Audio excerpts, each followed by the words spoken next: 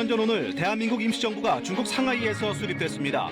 항일 투쟁의 구심점이자 민주정부의 모태인 임시정부의 발자취를 짚어봅니다.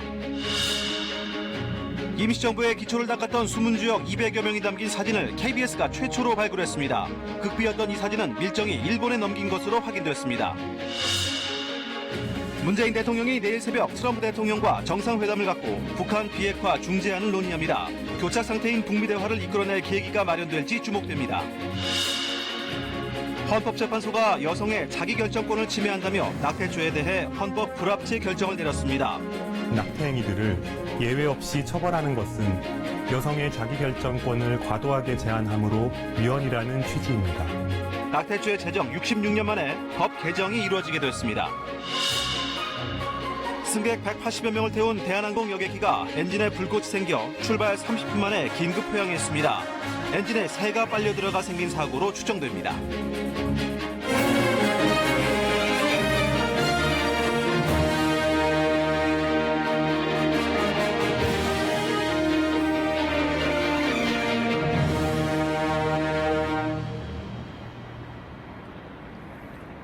여러분 안녕하십니까?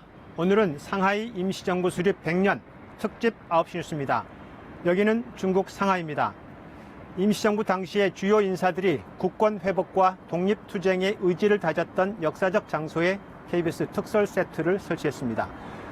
이곳에서 임시정부가 걸어왔던 27년간의 고난의 여정을 짚어가면서 임시정부 수립 100년의 의미를 새기도록 하겠습니다. 특집으로 준비한 뉴스는 잠시 뒤 전해드리고 먼저 한미 정상회담 소식부터 알아보겠습니다. 미국 워싱턴에 도착한 문재인 대통령이 잠시 뒤 트럼프 대통령과 한미 정상회담을 시작합니다. 문 대통령은 회담에서 북미 두 나라를 위한 중재안을 제시할 것으로 보입니다. 이 중재안이 어떤 결과로 이어질지 교착 상태에 빠진 북미 대화의 동력을 살리고 새 국면을 마련할 수 있을지 주목됩니다. 워싱턴에서 이병도 기자가 전해드립니다. 백악관 영빈관에서 하룻밤을 보낸 문 대통령은 잠시 뒤 공식 일정에 들어갑니다. 폼페이오 국무장관을 시작으로 볼턴 국가안보보좌관, 펜스 부통령과의 접견이 차례로 예정돼 있습니다. 이어 한국 시간으로 내일 새벽 1시쯤 백악관에서 양국 정상 부부가 만납니다. 장소는 미 대통령 집무실인 오벌 오피스로 한국 대통령 부부가 오벌 오피스에 초대받은 건 이번이 처음입니다. 사진 촬영 뒤 김정숙 여사와 멜라니아 여사는 별도 오찬을 하며 두 정상만 단독 회담을 갖는다고 청와대는 설명했습니다. 이어 양국 핵심 참모가 3명씩 배석한 소규모 정상회담이 예정돼 있고 업무 오찬을 겸한 확대 정상회담도 잇따라 진행됩니다. 지금 우리는 한반도 평화 프로세스의 진전을 위해 전력을 다하고 있습니다. 문 대통령은 하노이 회담 이후 파악한 북한의 의중을 직접 전하고 트럼프 대통령의 대화 의지도 재확인할 것으로 보입니다. 나아가 북미 간 견해차를 좁히기 위한 중재안도 제시할 것으로 보입니다. 미국이 바라듯 합의는 포괄적으로 하되 북한이 바라듯 비핵화 조치에 따라 단계적 보상을 해주는 방식입니다. 문 대통령은 남북미 정상의 특별한 결단과 합의로 한반도 평화 프로세스가 시작됐고 또 지속돼 왔다고 말했습니다. 4시간 뒤 시작될 두 정상 간 만남에서 다시 한번 특별한 결단과 합의가 이루어질지 주목됩니다. 워싱턴에서 KBS 뉴스 이병도입니다. 이번 한미 정상회담을 앞두고 미국이 기존의 태도와는 조금 다른 말을 내비쳤습니다. 완전한 비핵화 때까지 제재 완화나 제재 해제는 없다고 강조해왔는데 이번엔 대북 제재의 여지를 둘 수 있다고 밝혔습니다. 폼페이오 국무장관의 말입니다. 미국이 대북 제재에 대한 강경 입장에서 일부지만 방향을 튼 것인지 주목됩니다. 워싱턴에서 김홍규 특파원입니다. 미 상원 외교위원회 청문회에서 의원들은 역대 가장 강력하다는 대북 제재가 아직 충분치 않다며 폼페이오 장관을 몰아붙였습니다. Our sanctions regime is being criticized by the panel of experts. 그러면서 비핵화 없이 제재 해제는 없음을 재차 확인하려 했는데 여기서 폼페이오 장관이 기존 입장에서 변화가 가능할 수 있다는 답을 내놨습니다. I want to leave a little space there. From time to time, there are particular provisions that if we were making substantial progress, that one might think that was the right thing to do to achieve. Sometimes it's visas. So I want to leave a little room. 약간의 여지로 비자 문제를 들었는데 이게 무엇을 뜻하는지는 구체적으로 설명하지 않았습니다. 완전한 비핵화라는 목적에 부합하는 진전이 이루어진다면이란 단서를 달았고 유엔 안보리 핵심 제재는 그대로라고도 했습니다. 하지만 비핵화 없이 제재 해제 없다는 미국의 일관된 입장에 일부라도 유연성을 보일 수 있다는 해석이 가능한 발언입니다. 이 발언이 나온 날 미 국무부는 이틀 전 폼페이오 국무장관과 유엔 세계식량계획 사무총장이 북한 영양 지원에 대해 논의했다고 공개했습니다. 뮬러 특검의 칼끝을 비켜간 트럼프 대통령도 북한 문제에 적극 나설 뜻을 분명히 했습니다. I'm also dealing with China. I'm also dealing with North Korea. I'm also dealing with Venezuela and all the problems in this world. 북미 협상 교착 국면에서 미국은 북한에 대화하자는 신호를 잇따라 보내는 것으로 보입니다. 한미 정상회담 이후 미국의 대북한 메시지는 보다 분명해질 것 같습니다. 워싱턴에서 KBS 뉴스 김웅규입니다. 그리고 북한에서는 노동당 핵심 간부들이 모두 모인 당 중앙위 전원회의가 열렸습니다. 이 자리에서 김정은 위원장은 대북 제재를 강력한 자력갱생 정책으로 대응하겠다면서 압박에 굴복하지 않겠다는 뜻을 우회적으로 시사했습니다. 그러나 미국에 대한 비판이나 핵무력에 대한 언급은 없었고 경제 발전 의지를 거듭 강조했습니다. 보도에 최영훈 기자입니다. 노동당 핵심 간부들이 모두 모인 자리, 김정은 위원장이 합의문 없이 끝난 하노이 회담에 대한 입장을 처음으로 밝혔습니다. 가장 강조한 건 자력갱생, 25번이나 자력갱생을 거론하며 제재에 맞서 적대 세력들에게 심각한 타격을 주자고 강조했습니다. 경제강국 건설이 주되는 정치적 화합으로 나선 오늘 자력갱생을 본영의 복음으로 틀어쥐고 전당 전국 전민이 총돌격전 총결사전을 과감히 벌림으로써 김 위원장은 그러나 대미 강경 발언이나 핵 관련 언급은 하지 않았습니다. 미국의 이른바 일괄 타결 요구를 받아들이지 않고 자력갱생을 바탕으로 당분간 체제 결속과 경제에 집중하면서 국제사회 제재를 버티겠다고 결정한 것으로 보입니다. 단기간 내에 제재가 완화될 가능성이 희박하다. 그런 판단하에 장기전 대비 태세로 들어간 것으로 봐야 될 것 같습니다. 김 위원장은 또 다른 간부들과 함께 주석단에 앉았던 지난해와 달리 올해는 주석단에 혼자 앉았습니다. 최고인민회의를 통해 위상이 더욱 강화될 가능성을 보여주는 대목입니다. 북한은 단 국무위원회라는 명칭은 계속 사용해 주석 측 신설 등의 가능성은 낮은 것으로 분석됐습니다. KBS 뉴스 최영윤입니다.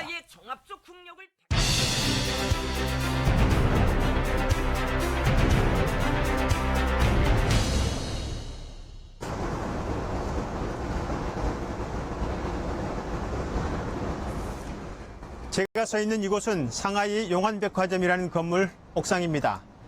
1921년에 찍었던 임시정부 신년회 사진 많이들 보셨을 텐데요. 바로 그곳입니다. 바로 이 계단 앞 사진을 찍은 곳에 당시의 모습을 그대로 재현했습니다. 현재의 국회의원격인 임시의정원 의원 59명의 사진입니다. 김구 선생, 안창호 선생, 익숙한 얼굴들이 보입니다. 임시정부가 수립된 이후 임정요인들은 해마다 1월 1일이면 이렇게 신년 축하 모임을 열고 독립의지를 다졌습니다. 정확히 100년 전 오늘 1919년 4월 11일 대한민국 임시정부가 이곳 상하이에서 탄생했습니다. 3.1운동의 열기가 고스란히 임시정부 수립으로 이어졌습니다. 임시정부는 해방이 될 때까지 27년 동안 국권 회복을 위해서 조직적인 항일 투쟁을 이곳에서 시작했습니다. 그 발자취를 따라가 보겠습니다. 이곳에서 2km 떨어진 상하이 임시정부 청사에 오늘 정부 대표단과 여야 대표단이 당시에 제정된 임시헌장을 다시 낭독했습니다. 김도엽 특파원이 취재했습니다. 상하이 마당로 골목길을 꿋꿋이 지켜온 대한민국 임시정부. 우리 독립운동의 상징인 이곳에 정부 대표단이 찾았습니다. 대통령의 방미 등 최근 국제정세와 대중관계를 고려해 정부는 고심 끝에 현직 대신 한환상 전 부총리를 단장으로 대표단을 꾸렸습니다.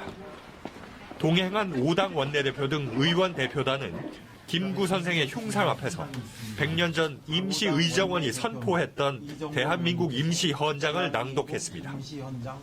임시의정원의 결의로 임시헌장을 선포한다.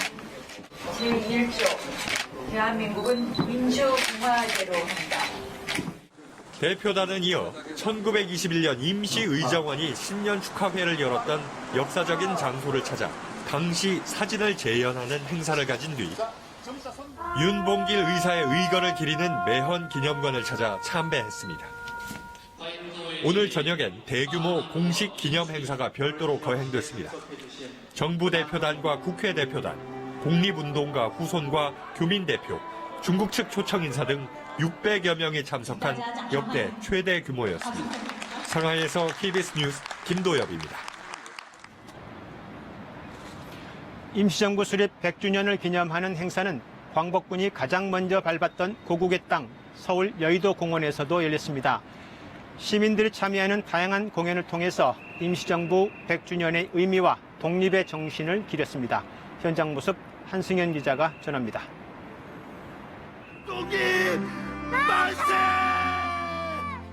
독립 만세를 외치고 태극기가 세워집니다.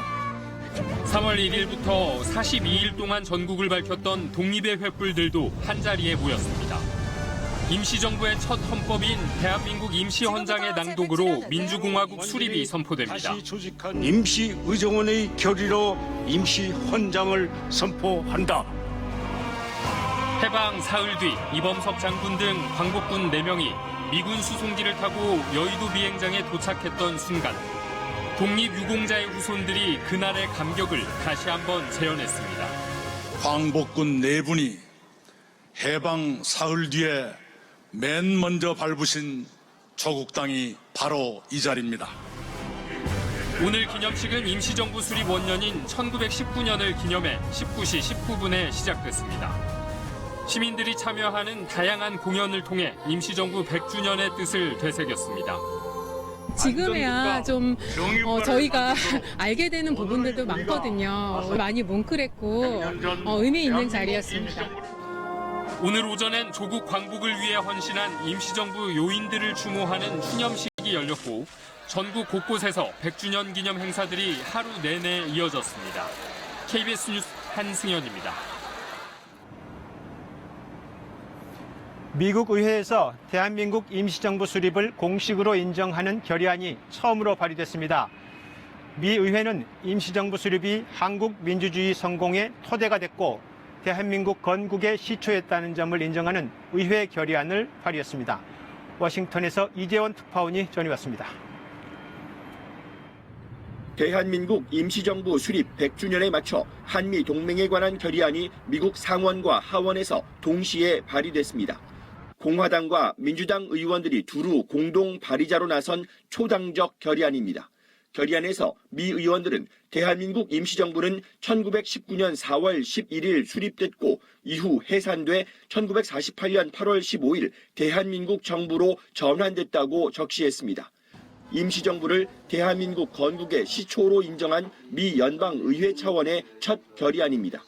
특히 하원에 제출된 결의안엔 100년 전 임시정부 수립을 오늘날 대한민국 민주주의의 태동, 성공과 번영의 토대로 인식한다는 내용이 담겼습니다. 결의안은 또 한미동맹의 중요성을 거듭 강조했습니다. 한미 관계는 1882년 수호 통상조약 체결에 따라 외교 관계가 맺어진 조선시대까지 올라간다고 설명했습니다. 한미 동맹이 미국의 이익에 부합하는 만큼 외교, 경제, 안보 측면에서 더욱 강화돼야 한다고 밝혔습니다. 임정 수립 100주년에 맞춰 미국 의회가 임시정부를 대한민국 건국의 시초로 공식 인정했다는 점에서 이번 결의안이 가지는 의미는 매우 큰 것으로 보입니다. 워싱턴에서 KBS 뉴스 이재원입니다. 1919년부터 45년까지 임시정부를 이끈 인물들입니다. 국권 회복과 국민 주권이라는 목표로 낯선 땅 상하이에 임시정부를 세우고 27년 동안 독립투쟁을 주도한 우리에게도 익히 알려진 인물들입니다. 그러나 임시정부 수립 뒤에는 전혀 알려지지 않았던 수많은 선열들의 피땀이 녹아 있습니다. 지금 KBS가 단독 보도할 사진도 임시정부의 기초를 닦은 숨은 주역들의 모습입니다. 임시정부 출범 직후 찍은 사진으로 등장하는 인물만 200여 명, 임정 초기 사진으로는 유일합니다. KBS 탐사보도부가 일본 현지에서 단독 발굴했습니다. 무슨 사진이고 어떤 의미를 갖는지 먼저 이재석 기자가 전해드립니다.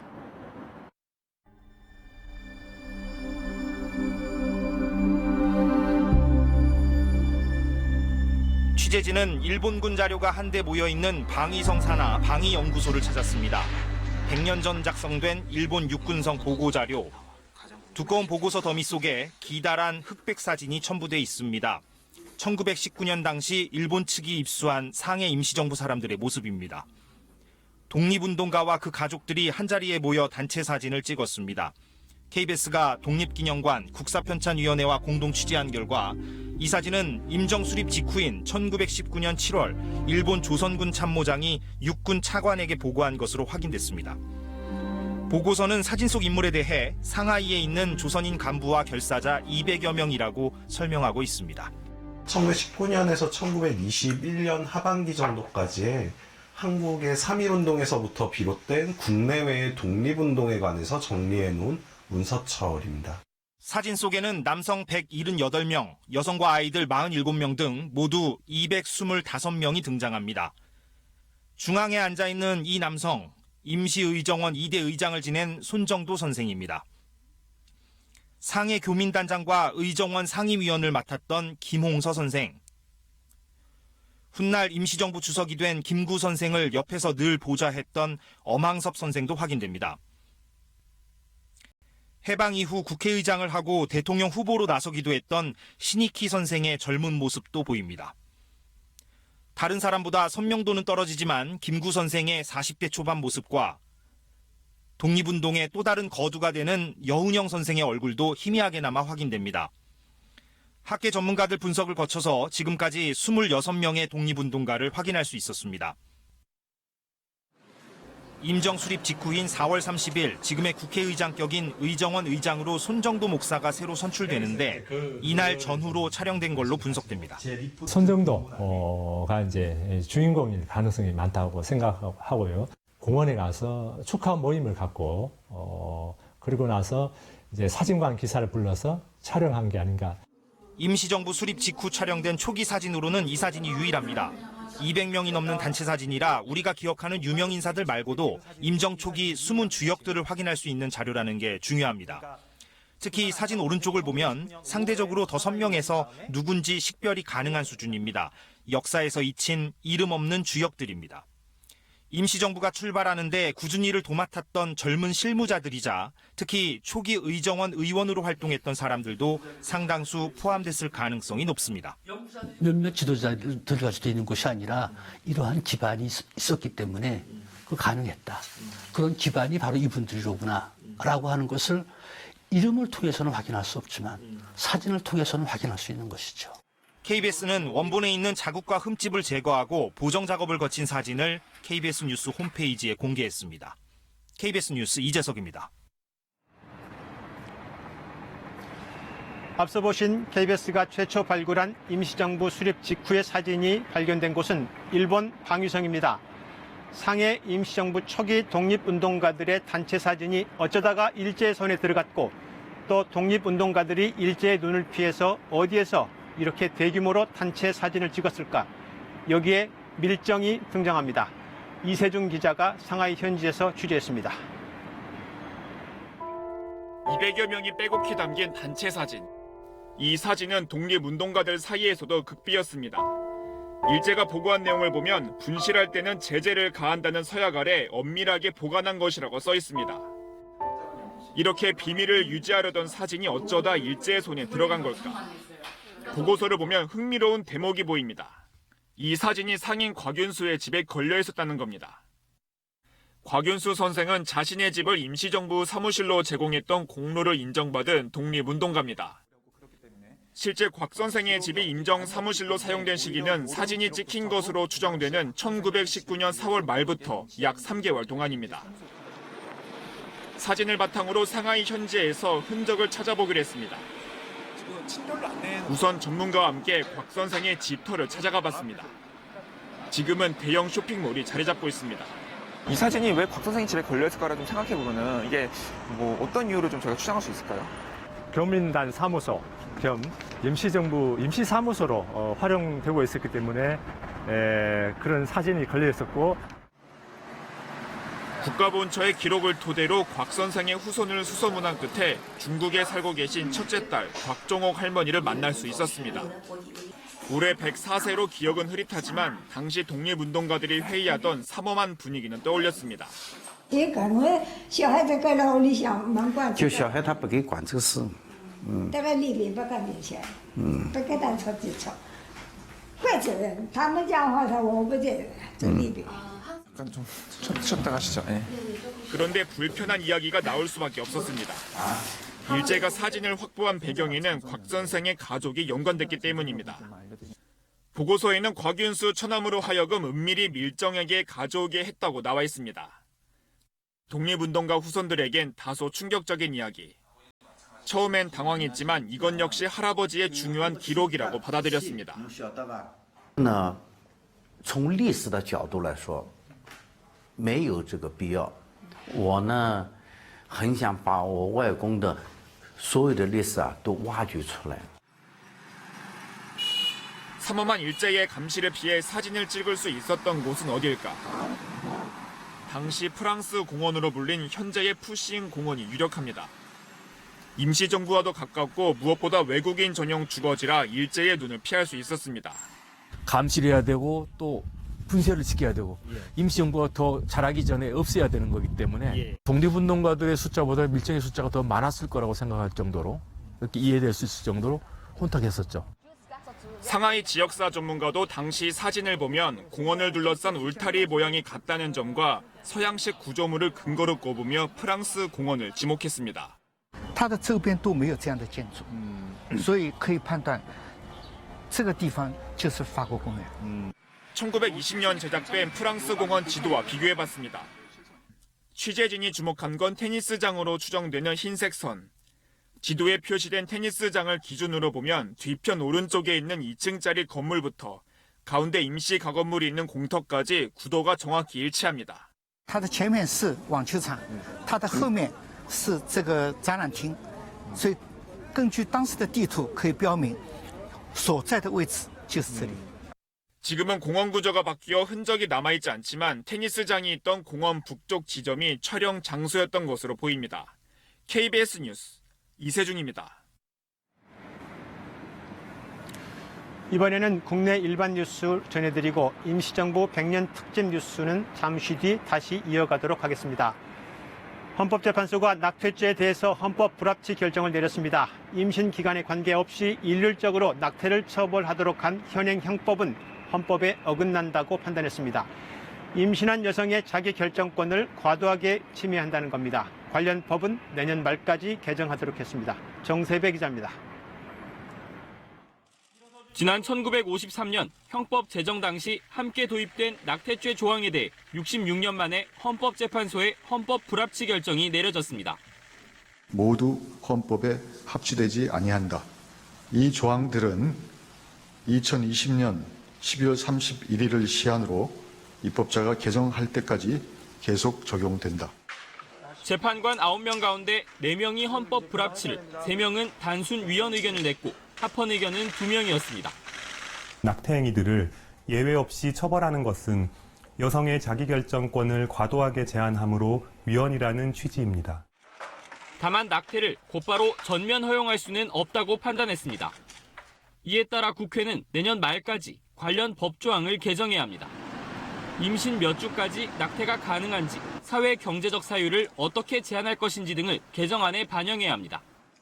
여성에게만 결코 좋은 판결이 아니고 훨씬 더 여성이 출산해서 양육하기 좋은 환경이 조성될 수 있는 그런 기념비적인 판결이라고 생각합니다. 헌재의 결정으로 낙태죄에 대한 수사와 재판은 사실상 중단될 것으로 보입니다. 정부는 관련 부처들이 협력해 차질 없이 후속 조치를 취하겠다고 밝혔습니다. KBS 뉴스 정세배입니다. 헌법재판소는 7년 전 낙태죄에 대해서 합헌 결정을 내린 적이 있습니다. 4대 4였습니다. 그 당시에도 겨우 합헌이 유지될 정도였는데 그 사이에 이렇게 사회적 인식이 바뀐 겁니다. 오늘 헌재 결정문에 이 같은 달라진 인식이 담겨 있습니다. 김채린 기자가 전해드립니다. 헌재는 낙태 처벌 조항이 도를 넘었다고 밝혔습니다. 일정한 예외를 제외한 모든 낙태를 전면적이고 일률적으로 범죄로 보는 현행법. 헌재는 이 조항이 태아의 생명권에만 절대적인 우위를 부여하고 임신한 여성의 자기결정권을 지나치게 침해한다고 판단했습니다. 과도한 제한이 아니라는 7년 전 판단과 달라진 부분입니다. 헌재는 특히 현행법이 낙태가 필요한 사회적, 경제적 사유를 살피지 못했다며 다양한 예를 들었는데요. 누군가는 소득이 부족할 수도, 자녀 여럿을 키울 여력이 안 될 수도 있다는 겁니다. 임신한 여성이 다양하고 광범위한 고통을 강제당하고 있다며 경력 단절 문제까지 언급했는데요. 결국 여성의 자기결정권을 보장하려면 낙태의 허용 사유를 넓혀야 한다는 전향적인 판단입니다. 단 조건이 있습니다. 22주. 적어도 임신 22주까지는 낙태가 허용될 여지가 있다고 밝힌 건데요. 이유는 이렇습니다. 태아가 헌법상 생명권의 주체라는 건 부정하지 않는다. 단 의학적으로 태아가 인간에 가까워졌다고 인정되는 단계는 혼자 살아남을 수 있는 22주 내외부터라고 할 수 있다. 22주 이후로는 원칙적으로 낙태를 제한하되 그 전까지는 허용할 수 있다는 기준을 제시한 겁니다. 또 단순 위헌 의견을 낸 3명의 재판관은 안전한 낙태가 가능한 임신 14주까지는 여성의 자기결정권을 완전히 보장해 낙태를 처벌해서는 안 된다고 덧붙였습니다. 헌재는 낙태죄의 효력을 바로 없애는 단순 위헌이 아닌 헌법 불합치 결정을 내렸는데요. 단순 위헌 결정을 하면 당장 모든 낙태를 처벌할 수 없게 돼서 법의 공백이 발생한다는 게 이유입니다. 또 헌재가 22주로 제시한 낙태 결정 가능 기간도 입법권자가 최종 결정해야 한다는 판단입니다. KBS 뉴스 김채린입니다. 이번 결정에 대해서 각계의 반응이 엇갈리고 있긴 하지만 여성의 건강과 인권을 위한 큰 변화임은 분명해 보입니다. 여성계는 인권과 여성운동의 역사적 진전이라는 평가를 내렸습니다. 계속해서 조지연 기자의 보도입니다. 헌재의 결정 직후 종교계는 깊은 유감을 밝혔습니다. 천주교는 낙태가 태중의 무고한 생명을 죽이는 죄이며 어떠한 이유로도 정당화할 수 없다고 했습니다. 개신교 쪽도 태아의 생명권보다 여성의 자기 결정권을 우선한 잘못된 판단이라고 비판했습니다.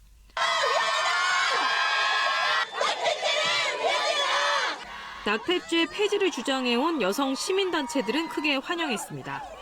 이번 결정으로 성평등 사회를 향한 새로운 역사의 장이 열렸다고 평가했습니다.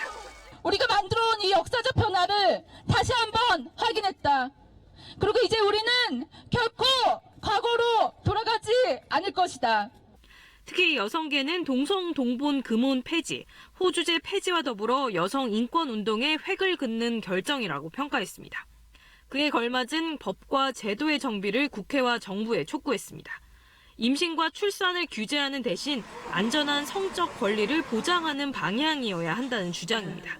헌법재판소가 언급한 여성의 결정권, 그리고 임신, 출산, 양육이 여성에게 미치는 근본적인 영향에 대한 고려 같은 부분들을 충분히 수용을 해서 입법에 반영을 했으면 좋겠다라고 하는 부분. 여성단체들은 내일 기자회견을 통해 이번 결정에 대한 평가와 활동 방향 등을 발표하기로 했습니다. KBS 뉴스 조지연입니다. 네, 이제부터 국회를 중심으로 낙태죄와 관련한 형법과 모자보건법을 개정해야 합니다. 임신 몇 주까지 낙태를 허용할지와 같은 쟁점들이 적지 않습니다. 앞으로의 과제 이지은 기자가 전해드립니다. 의료계도 낙태죄가 의사를 범죄로 내몰고 있다며 폐지를 주장해왔습니다. 정말 기분이 좋고요. 앞으로 의료인 교육을 포함해서 안전한 임신 중지를 위한 의료 인프라 확충에 힘쓰겠습니다. 그렇다고 당장 낙태 시술이 허용되지는 않습니다. 우선 낙태 수술을 받은 여성과 낙태 수술을 한 의사를 처벌하는 형법을 손봐야 합니다. 모자보건법 개정도 필요합니다. 모자보건법은 낙태가 불법이라는 전제 아래 임신 24주 이내에 예외적인 5가지 사유에만 낙태를 허용합니다. 정신장애는 유전되지 않는데도 낙태를 허용하고 출산을 해도 살 수 없는 문외아는 낙태 허용 대상에 빠져 있습니다. 태아를 위해서나 산모를 위해서는 그런 부분으로 구분해서 우리가 판단하는 것이 아니라 모성 건강에 위해되지 않는 범위 내에서 이 법률 제정이 이루어져야 한다고 봅니다. 임신 몇 주까지 낙태를 허용할지는 입법 과정에서 가장 큰 쟁점입니다. 헌재는 임신 22주 내외를 언급했는데 의료계 안에서는 12주에서 16주 이내까지 허용하자는 의견이 주를 이룹니다. 이 시기까지는 태아가 모체 밖에서 생존할 수 없고 낙태 때 임신부의 합병증 우려도 적기 때문입니다. 낙태 수술에 건강보험을 적용할지, 시술이 아닌 약물 낙태도 승인할지 등도 사회적 합의를 이끌어내야 할 과제입니다. KBS 뉴스 이지은입니다. 35억 원대의 주식 투자로 논란에 휩싸인 이미선 헌법재판관 후보자에 대해서 야당이 거듭 자진 사퇴를 촉구하고 있습니다. 여기에 주식 투자의 내부 정보를 이용했다는 추가 의혹이 나오고 있고 민주당 내부에서도 부적격 의견이 나오고 있습니다. 안다영 기자가 보도합니다. 국민 상식에 맞지 않다. 야 4당이 일제히 이미선 헌법재판관 후보자의 자진 사퇴를 촉구했습니다. 한국당과 바른미래당은 위선, 코드 인사라며 청와대 인사 검증 라인의 동반 사퇴까지 주장했습니다. 이미선 후보자의 청문회는 한마디로 참담함 그 자체였습니다. 국민들은 청와대의 연이은 인사 참사에 분노를 넘어 울분을 터뜨렸습니다. 정의당까지 후보자 사퇴를 주장하고 나서자 민주당은 곤혹스러운 분위기입니다. 일부 의원들 사이에 부적격 의견이 나오는 가운데 이해찬 대표는 좀 신중하게 판단해야 한다는 입장을 밝힌 것으로 전해졌습니다. 야당은 추가 의혹을 제기하며 공세 수위를 높였습니다. 한국당 주광덕 의원은 이 후보자의 남편인 오모 변호사가 미공개 정보를 이용해 투자한 의혹이 있다고 주장했습니다. 지난해 3월 오 변호사는 사흘 동안 삼광글라스 주식 2억 2천만 원어치를 매도했습니다. 당시는 삼광글라스가 지분을 보유한 군장에너지의 상장설로 삼광글라스 주가가 6만 원대로 급등한 때입니다. 그런데 오 변호사가 주식을 팔고 2주 뒤 삼광글라스 주식 거래가 일시 중지되면서 주가는 4만 원대로 떨어졌습니다. 오 변호사가 내부 정보를 이용해 거래 중지 직전에 주식을 판 의혹이 있다는 겁니다. 이에 대해 오 변호사는 자신의 페이스북에 거래 정지 조치를 미리 알았다면 보유 주식 전부를 매도했을 것이라며 관련 의혹을 전면 부인했습니다. 또 아내는 주식 거래를 어떻게 하는지도 모른다며 아내에게 미안하고 국민들께 송구하다고 말했습니다. KBS 뉴스 안다영입니다. 오늘 아침 승객 180여 명을 태운 대한항공 여객기가 하늘을 날며 운항하다가 엔진에 이상이 생겨 긴급 회항했습니다. 여객기 엔진에 불꽃이 폭발하듯 반짝이는 사고 당시 모습이 그대로 찍혔습니다. 노태영 기자가 전해드립니다. 오늘 오전 7시 35분 김포공항을 출발해 제주로 향하던 대한항공 여객기. 왼쪽 날개 아래 엔진에서 갑자기 폭발하듯 불꽃이 일어납니다. 잠시 뒤 또다시 불꽃이 번쩍이며 터져나옵니다. 이륙한 지 얼마 되지 않은 듯 바로 아래 아파트 단지와 논이 선명히 보입니다. 비슷한 시각 KBS 시청자 제보란에도 여객기 엔진에서 불꽃이 나고 있다는 소식이 접수됐습니다.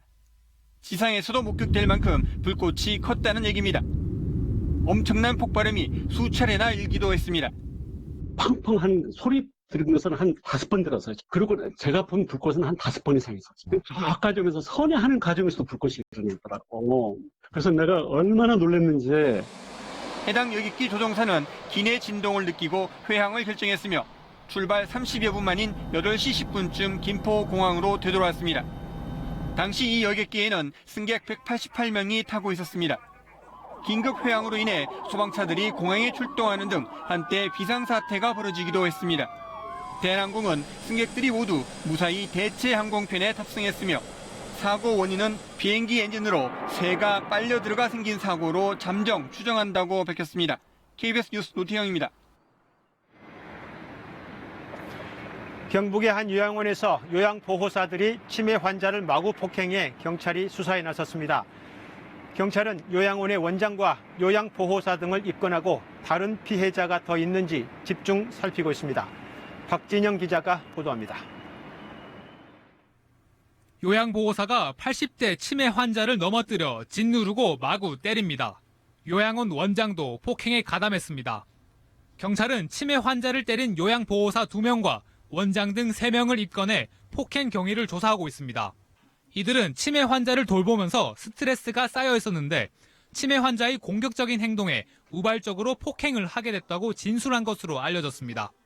어르신이 상습적으로 이제 폭력이 있으신 분이에요. 평소에도 발로 차고 때리고 잘 대응을 해야 되는데 순간적으로 우발적으로 감정을 억제 못하고.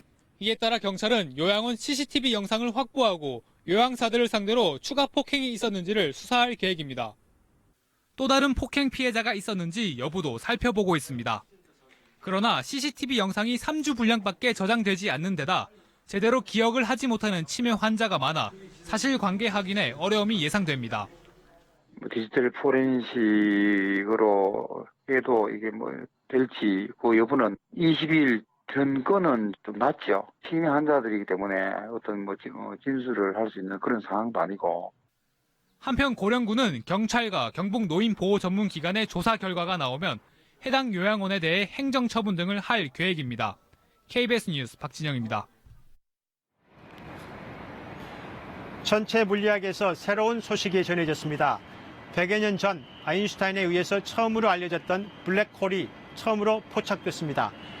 그동안은 관측이 불가능해서 이론적으로 상상으로만 그려왔었습니다. 우주의 탄생과 진화의 비밀에 한 걸음 더 다가서게 됐다는 평가가 나오고 있습니다. 정하연 기자의 보도입니다. 지구에서 빛의 속도로 5,500만 년 거리에 은하 M87의 중심부. 주홍색 빛의 고리 안으로 검은 원이 선명하게 보입니다. 사상 최초로 관측된 블랙홀의 그림자입니다.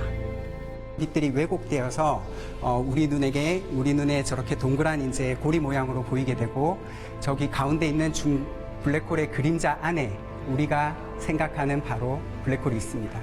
블랙홀은 빛도 새어나오지 못할 정도의 강한 중력 탓에 직접 관측이 불가능합니다. 대신 과학자들이 주목한 건 빛이 블랙홀의 외곽을 지나며 휘어질 때 드러나는 블랙홀의 윤곽, 즉 블랙홀의 본체가 아니라 경계를 맴도는 빛을 통해 블랙홀의 윤곽을 관측한 겁니다. 태양 질량의 65억 배, 지름 160억 킬로미터, 이렇게 블랙홀의 크기와 무게 실측에도 성공했습니다. 연구진은 세계 각지의 전파 망원경 8개를 슈퍼컴퓨터로 연결해 지구 크기의 가상의 망원경을 구현했습니다. 해상도는 허블 천체 망원경의 1000배 이상, 파리에서 뉴욕의 신문을 읽을 정도입니다. And we now have an entirely new way of studying general relativity in black holes that we never had before. And as with all great discoveries, this is just the beginning. 이번 프로젝트에는 우리나라 연구진 8명 등 전 세계 과학자 200여 명이 참여했습니다. 아인슈타인의 일반 상대성 이론으로 처음 알려진 블랙홀. 104년 만에 그 존재가 입증되면서 우주의 탄생과 진화의 비밀에 한 걸음 더 다가서게 됐습니다. KBS 뉴스 정하연입니다.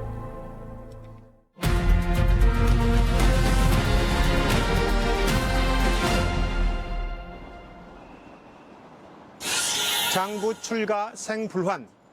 대장부가 집을 떠나 뜻을 이루기 전에는 살아서 돌아오지 않는다. 윤봉길 의사의 글입니다. 홍코우 공원에서 일본군의 폭탄을 투척해서 무장투쟁의 새 활로를 열었던 그 사건입니다. 홍코우 거사 직전에 윤 의사는 김구 선생의 낡은 시계와 자신의 새 시계를 교환하고 떠납니다. 거사까지 이제 자신에게 남은 시간은 1시간밖에 없다는 것이 이유였습니다. 이때 윤 의사의 나이 25. 죽음을 앞두고 시계를 주고받은 두 사람의 심정, 짐작조차 어렵습니다. 우리 독립운동을 세계에 알린 홍코우 의거의 의미와 파장, 최영은 기자가 전합니다. 지금은 루신 공원이 된 옛 홍코우 공원엔 매연 윤봉길 의사를 기리는 기념관이 있습니다. 독립투쟁의 노선 갈등과 열강들의 무관심 속에 임시정부가 침체에 빠졌던 1931년 청년 윤봉길이 상하이에 도착합니다. 이듬해 25살 윤봉길은 백범 김구를 찾아가 나라를 위해 죽을 자리를 구해달라고 말합니다. 김구가 조직한 비밀 결사대, 한인 애국단의 일원이 된 윤봉길은 일왕의 생일에 맞춰 전승 기념식이 열리는 홍커우 공원을 거사 장소로 정합니다. 단상에 명중한 물통 폭탄에 일본군 수뇌부들이 즉사하거나 중상을 입었습니다. 전 세계가 임시정부의 독립의지를 확인했고 중국 국민당의 장제스는 100만 중국군도 못한 일을 해냈다고 극찬했습니다. 在中国的活动提供了场所，提供了经费，提供了各种帮助。 현장에서 체포되면서도 의연함을 잃지 않았던 윤 의사는 일본으로 끌려가 처형당합니다. 장부 출가 생불환. 대장부는 집을 떠나 뜻을 이루기 전에는 살아 돌아오지 않는다. 독립운동을 위해 고향을 떠나기 전 이 말을 남겼던 윤봉길 의사의 유해는 광복 이듬해 조국의 품으로 돌아왔습니다. 윤 의사의 의거 이후 임정은 일본의 추격을 피해 중국 각처로 옮겨다니며 윤 의사가 뜨겁게 살려낸 독립운동의 불꽃을 지켜냅니다. 상하이에서 KBS 뉴스 최영은입니다. 이곳에서 불과 2km 떨어진 곳에는 상하이 임시정부 청사가 있습니다. 홍커우 의거 이후 일제의 탄압은 혹독해졌고 결국 임시정부는 6년 동안 머무른 상하이 임정청사를 떠나서 피난길에 오릅니다. 단장인 김구 선생에게는 현상금 60만 원, 현재의 가치로 200억 원에 달하는 역대 최대 현상금이 걸렸습니다. 일본의 추적은 그만큼 집요했습니다. 임시정부는 중국 내에서 수천 킬로미터를 이동하면서 국권 회복이라는 일념 하나로 버팁니다. 그리고 8년이 지나서야 충칭에 정착했고 임시정부는 이곳에 마지막 청사를 세우고 우리 국군의 뿌리인 광복군을 창설합니다. 충칭을 연결해서 임시정부의 여정과 광복군의 흔적을 짚어보겠습니다. 안양봉 특파원, 지난달 충칭에 한국 광복군 총사령부가 복원됐다고요. 일반인에게 내부가 공개. 네, 충칭시 정부는 전시실 공사가 끝나는 대로 곧 일반인들에게도 모두 공개할 예정입니다. 이 사진이 광복군을 만든 날 김구 주석과 지청전 사령관이 함께 찍은 사진인데요.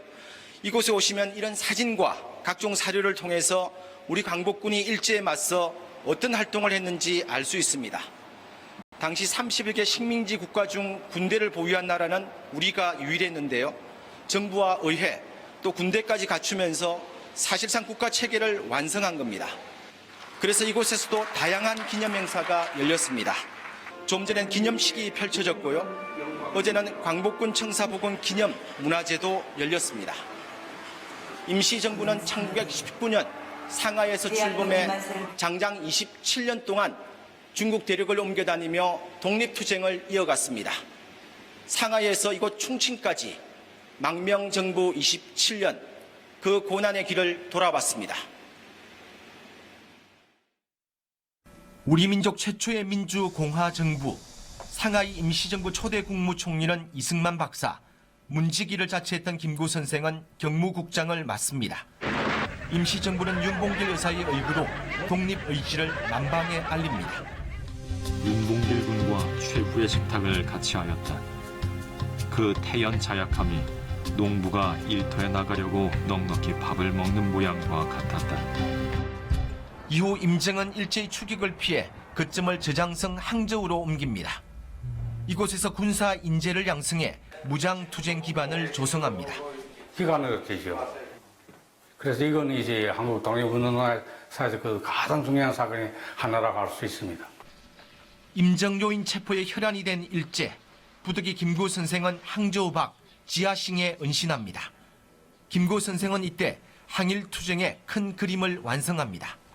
他在这里呢写下了许多纲领性的文件，就利用这段时间呢，也考虑了韩国临时政府以后的发展方向。 김구 선생 독립운동 활동의 가장 큰 위기였던 1938년 동포가 쏜 흉탄을 맞은 김구 선생은 이 병원에서 가까스로 목숨을 건집니다.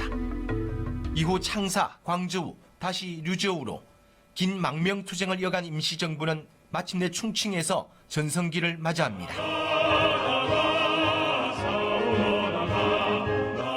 한국 광복군이 출범하고 지청천 장군이 총사령관을 맡습니다. 1942년 김원봉 선생의 조선 의용대가 결합하고 탈영한 일제 학도병도 몰려들면서 45년의 병력이 1000여 명으로 불어납니다. 최근 발굴된 친필 편지에서 김원봉 선생은 광복군이 중국은 물론 국내에까지 영향을 미치고 있다고 평가했습니다. 使得临时政府成为一个名实相符的流亡政府，法西斯的斗争呢做出过重要的贡献。 이제 남은 건 서울 징역. 한국 광복군은 미군 OSS의 도움을 받아 이 암벽을 타고 오르내리는 훈련을 했습니다. 김구 선생은 중국군 400명보다 우리 광복군 7명이 더 낫다는 미군 지휘관의 말을 듣고 매우 기뻤다고 백범일지에 기록해 놓았습니다. 작전 회의를 마친 김구 주석과 도노반 소장의 얼굴에 비장함이 묻어납니다. 그러나 갑작스런 일제의 항복 소식이 전해집니다. 아, 외적이 항복. 내게는 하늘이 무너지는 듯한 일이었다. 천신만고로 수년간 애를 써서 참전을 준비한 것도 다 허사다. 그 후 임정요인들은 뿔뿔이 귀국했고 무장 해제 상태로 입국한 광복군도 1946년 6월 해산됐습니다. KBS 뉴스 안영봉입니다. 네, 앞서 화면 상태가 고르지 못했습니다. 시청자 여러분의 양해를 구합니다.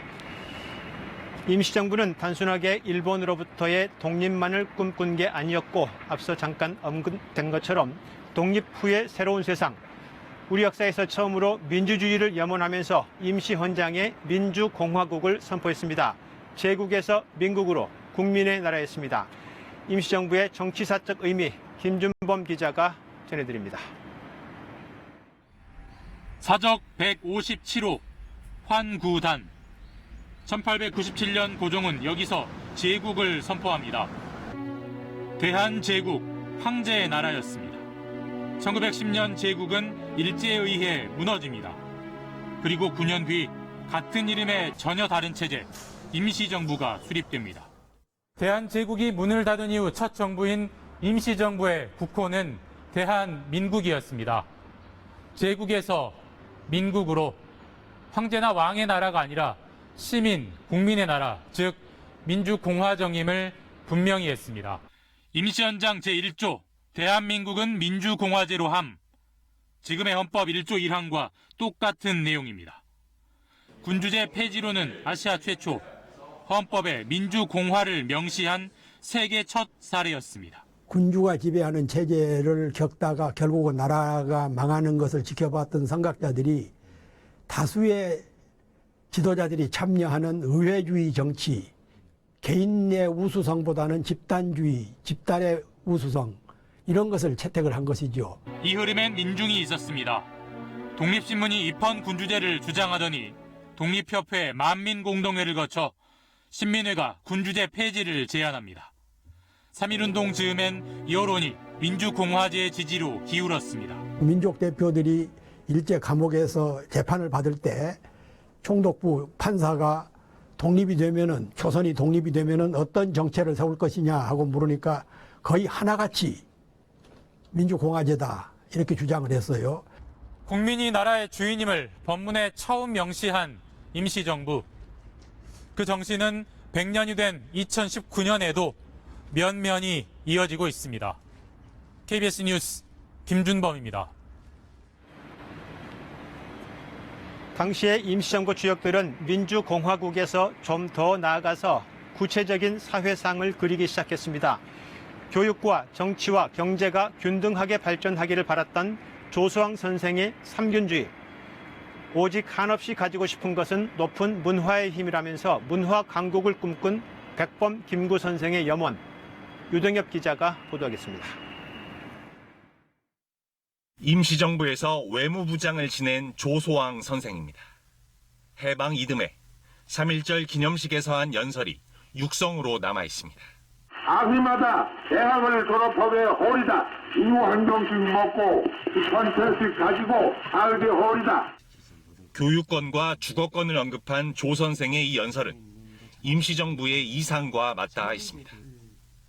조소왕 선생이 친필로 쓴 임시정부의 건국 강령 초안입니다.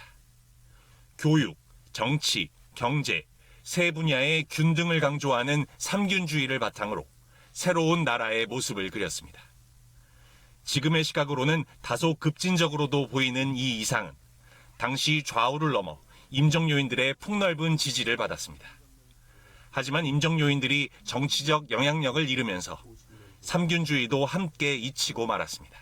골고루 잘 살 수 있는 나라를 표방했던 것을 그것을 실현시킬 수 있는 좋은 토대를 만들어주는데 우리가 계속 연구를 해야겠죠. 임시정부가 품었던 또 다른 이상의 하나는 문화 강국입니다. 김구 선생은 유명한 나의 소원에서 오직 한없이 가지고 싶은 것은 높은 문화의 힘이라고 말합니다. 목숨 걸고 싸워 찾은 나라가 무엇보다 문화의 힘을 가진 나라이길 바랐습니다. 해방 이후 좌우와 남북으로 나뉜 갈등을 극복할 힘을 노년의 김구 선생은 문화에서 찾고자 했습니다. 정치인으로서 김구 선생님보다는 제게는 문화를 사랑하고 문화를 아끼고 문화를 키우려고 했던 그런 선구자로 저는 가인이 되는 거죠. 사회 곳곳의 불평등을 해소하고 그 위에서 풍요로운 문화를 꽃피우는 나라. 100년 전 임시정부가 이루지는 못한 꿈. 우리가 이뤄야 할 꿈입니다. KBS 뉴스 유동엽입니다. 지금 보신 것처럼 임시정부의 역사적 가치는 이렇게 무겁습니다. 그런데 과연 지금 우리는 임시정부의 그 무게에 맞게 대우하고 있을까요? 현실은 임시정부가 남긴 중요한 사료조차도 제대로 챙기지 못하고 있습니다. 그 실태를 정유진 기자가 취재했습니다. 일제치하 민족의 국회 역할을 했던 임시의정원 관인입니다. 그런데 정작 임시정부는 관인도, 문서도 남은 게 없습니다. 이유가 뭘까? 윤봉길 이사가 의거를 결행했잖아요. 그날 오후에 경찰들이 임시정부 사무소를 습격을 했습니다. 그래가지고 임시정부 문서를 모두 다 가져갔죠. 이때 빼앗긴 문서는 980여 건. 그 뒤 임정 요인들은 8년간 거처를 거듭 옮길 때마다 문서부터 챙겼습니다. 그리곤 가죽 가방 13개 분량의 문서를 지니고 귀국했습니다. 서울에 개성 항복하신 김구 주석. 그런데 이 문서가 한국전쟁 때 또 사라졌습니다. 한국독립당 그 충무과장하는 조남직이라고 하는 그 선생님 집에서 비밀리에 보관하고 있었습니다. 근데 이게 6.25 때 송두리째 다 없어졌습니다. 3.1운동 구호가 대한독립만세가 아닌 조선독립만세로, 임시정부 수립일은 4월 13일로 잘못 알려진 게 모두 이 때문입니다. 일본의 시각, 그러니까 일본의 입장에서 자료를 남긴 것이기 때문에 아무래도 왜곡된 시선이라든지 시각이라든지 인식이 반영이 안 돼 있을 수가 없고. 문서들은 영영 사라진 걸까? 상하이에서 임정문서를 열람했다는 일본 학자의 기록으로 미뤄 일부가 중국에 있을 가능성, 그리고 6.25 때 사라진 문서가 북한에 있을 가능성도 있습니다. 북쪽의 인민군들이 가져갔을 가능성이 많다. 만일 인민군들이 가지고 왔으면 북한의 그 인민대학습당 거기에 보관하고 있을 가능성이 많다. 어느덧 임시정부 수립 100년, 화려한 행사보다는 내실 있는 연구가 필요하다는 지적이 나옵니다. KBS 뉴스 정유진입니다.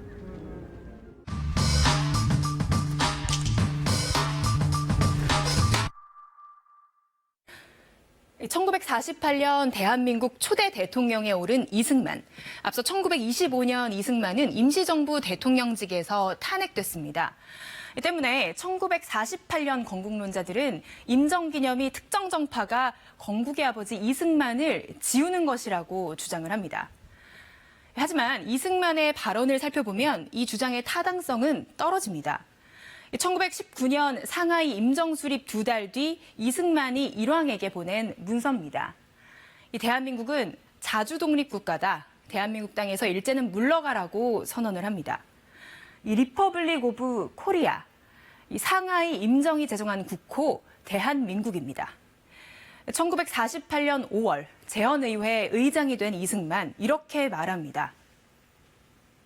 김인현 3.1 혁명의 관계에 처음으로 대한민국 정부를 세계에 선포했다. 이 2달 뒤 이승만은 대통령에 취임하면서 이 취임사에 대한민국 30년 7월 24일 이렇게 적었습니다. 임정 시절에도 광복 후에도 이승만은 1919년을 대한민국의 시작으로 거듭 강조한 겁니다. 이승만 정부 1호 관보에도 이 대한민국 30년이 명시가 돼 있습니다.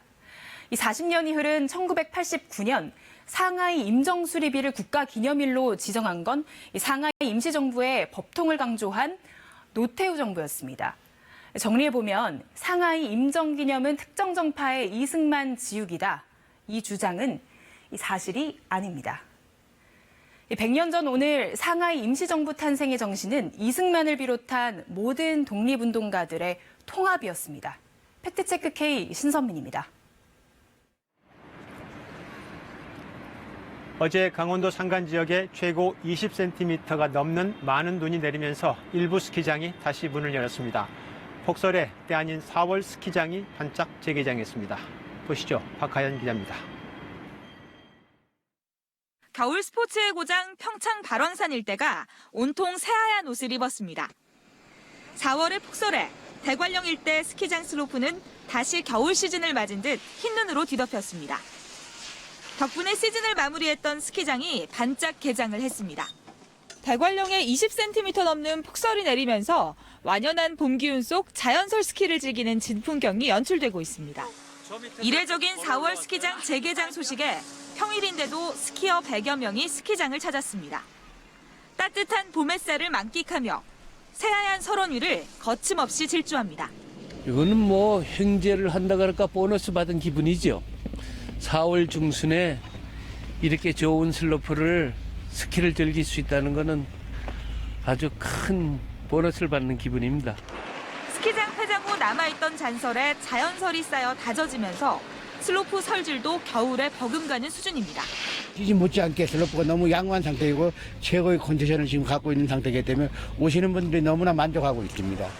전국적으로 봄꽃 축제가 한창인 시기지만 강원도의 특별한 정취, 눈꽃을 보기 위한 관광객들 발길도 이어지고 있습니다. 완전히 이거 4월에 참 추억이고요. 우리가 지금 저쪽에는 벚꽃이 활짝 폈는데 벚꽃보다 더 환상적인 것 같아요. 봄날 때 아닌 이색 추억을 선사하고 있는 4월의 스키장은 오는 토요일까지 운영됩니다. KBS 뉴스 박하연입니다.